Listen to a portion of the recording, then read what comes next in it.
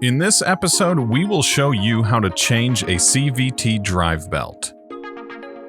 We will need these tools to change the belt: an impact wrench, a 36mm impact hex socket, 30, 18, 10, and 8mm hex sockets, an M6 bolt, and a new belt.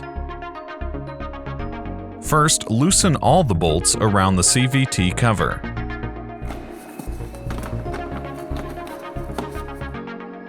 Loosen the nut on the secondary drive. Use the M6 bolt to loosen the belt. Now, loosen the primary drive bolt. Notice that the bolt and nut has left-handed threads. Do not forget the washer for adjusting the gap.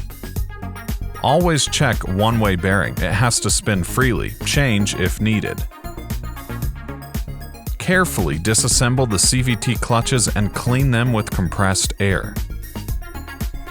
So you might be wondering, how do you check your old belt to see if it's still suitable for use?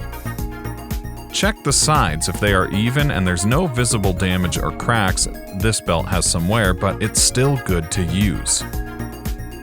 Let's see how the belt looks when it needs to be changed. You can see it's starting to tear and there's visible damage on the sides. Now, this is what a new belt looks like. So we have 3 different belts: new, used but in good condition, and the one that is not suited to be used anymore. All CVT drive belts have rotation markings. Shift the lever into gear so it will be easier to assemble the CVT. Now let's put back together primary and secondary sheaves with the new belt. Do not forget that primary sheave bolts and nuts are left-handed threads. Use thread lock glue on the secondary fixing nut and tighten it.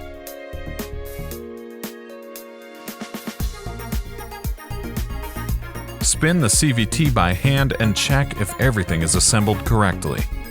Also, check if the new belt does not touch the primary sheave. Adjust with special washers if needed.